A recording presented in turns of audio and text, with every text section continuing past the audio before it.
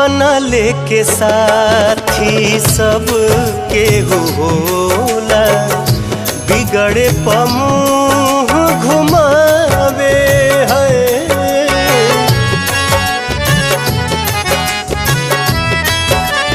हो बनले के साथी सब के होला, बिगड़े पमुँह घुमावे।